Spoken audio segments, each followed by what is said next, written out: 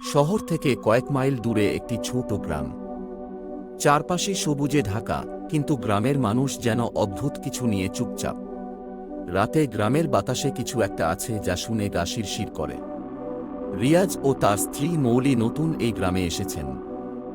বাড়ির বৃদ্ধ মালিক তাদের সতর্ক করে বলেন, রাতে দরজা বন্ধ রাখবেন, অন্ধকারের ডাক শুনবেন না। রাত নামে রিয়াজ ও মৌলি তাদের ঘরে প্রবেশ করে। বাইরে বাতাসের শোঁ শোঁ শব্দ, মাঝে মাঝে শিয়ালের ডাক শোনা যায়। হঠাৎ করেই এক অদ্ভুত ফিস ফিস আওয়াজ তাদের ঘরের বাইরে শোনা যায়। মৌলি দরজার কাছে গিয়ে কান পেতে শোনে। আওয়াজটি যেন তাদের ডাকছে। রিয়াজ তাকে দ্রুত দরজা থেকে সরিয়ে আনে। পরের দিন সকালে তারা গ্রামের চারপাশে ঘুরতে বের হয়। গ্রামের অন্য লোকজনও ভয়ে ভীত, তারা কিছু বলছে না। হঠাৎ করেই এক মহিলা তাদের সামনে আসে, তার চোখ ফাঁকা আর মুখ বিষণ্ণ।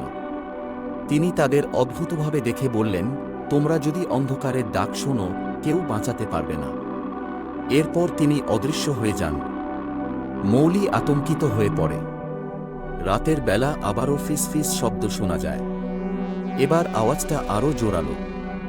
রিয়াজ ও মৌলি দরজার কাছ থেকে আওয়াজটিকে উপেক্ষা করতে চায়, কিন্তু আওয়াজটা যেন তাদের ঘরের ভেতরে প্রবেশ করছে। হঠাৎ ঘরের সব বাতি নিভে যায়, আর তারা বুঝতে পারে অন্ধকার শুধু বাইরে নয়, ঘরের ভেতরেও ঢুকেছে। রিয়াজ সাহস করে দরজা খুলে বাইরে তাকায়। বাইরে কুয়াশা জমে আছে, আর অদ্ভুত এক ছায়ামূর্তি তাদের দিকে এগিয়ে আসছে। মৌলি ভেতরে চিৎকার করতে থাকে, কিন্তু আওয়াজ যেন গলা থেকে বেরোতে পারছে না। ছায়ামূর্তিটি ধীরে ধীরে তাদের ঘরের দিকে এগিয়ে আসে। রিয়াজ দরজা বন্ধ করতে যায়, কিন্তু ছায়া তার হাত আটকে দেয়। ছায়ামূর্তি ঘরের ভেতরে ঢুকে যায়। মৌলি হঠাৎ অদ্ভুতভাবে চুপ হয়ে যায়। তার চোখ কালো হয়ে যায়, মুখে বিকৃত হাসি ফুটে ওঠে।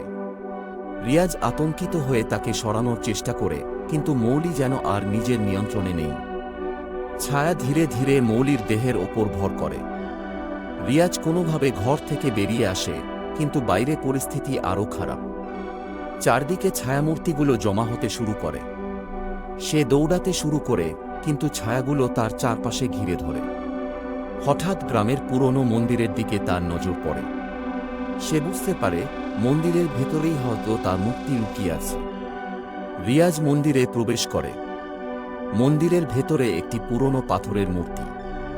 মূর্তির চোখের দিকে তাকাতেই ছায়াগুলো একে একে অদৃশ্য হয়ে যায়। মৌলিও ধীরে ধীরে সুস্থ হয়ে ওঠে, কিন্তু রিয়াজ জানে অন্ধকার এখানেই শেষ নয়। গ্রামের বাইরে থেকে আবারও ফিস ফিস শব্দ শোনা যায়।